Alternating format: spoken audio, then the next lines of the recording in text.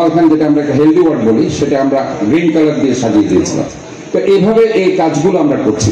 মোটামুটি আমাদের মূল মোটো হচ্ছে যে চট্টগ্রামকে একটি সাস্টেইনেবল সিটি হিসেবে গড়ে তুলতে পারি, সেটা আমরা যাতে করে একটা সেফ অ্যান্ড হেলদি সিটি হিসেবে আমরা এস্টাবলিশ করতে পারি। তা আমি মনে করি যে আজকে যে অবস্থায় আমি যে জায়গায় এসেছি, সেটা আপনাদের সবার দোয়া, সবার ভালোবাসা এবং স্নেহ যদি না থাকতো, তাহলে পরে এই জায়গায় আসা আমার সম্ভব ছিল না।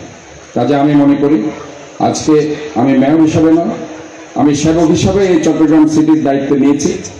এবং আজকে এই জায়গায় এসে আমার অনেক শিক্ষকের কথা মনে পড়ছে, যারা এই সাস্টেইনেবল সিটি করার জন্য সেই সময় থেকে চিন্তা করেছে।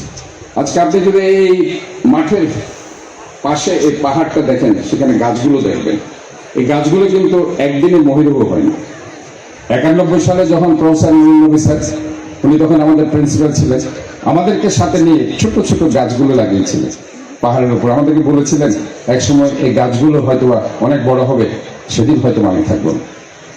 কাজে এটাই হচ্ছে আমাদের, আমরা হয়তো কিছু কাজ করে যাই, এটাই আমাদের স্মৃতিতে থাকবে। আরেক বছর অথবা আরো অনেক বছর পরে গিয়ে আরো কিছু স্টুডেন্ট হয়তো এখানে যারা আছে হয়তো নেই, আমরা কিছু যদি করে যেতে পারি, এই স্মৃতির রোমন্থন হয়তো সেই জায়গায় এসে ওনাদের নাম হয়তো পরবর্তী জেনারেশনের এরা বলবে। এটাই হোক আজকের দিনে আমাদের প্রতিপাদ্য বিষয়।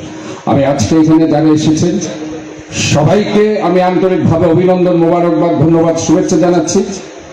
আমি এইটাই বলছি, এই পুরো চট্টগ্রাম শহরটা আমার একার শহর নয়, এটা আমাদের সবার শহর। আমরা সবাই মিলেই এই চট্টগ্রাম শহরকে একটা ক্লিন, গ্রিন, হেলদি, সেফ সিটিতে আমরা গড়ে তুলব এবং পরবর্তী জেনারেশনের জন্য আমরা বাসযোগ্য একটি সুন্দর শহর গড়ে দিয়ে যাব।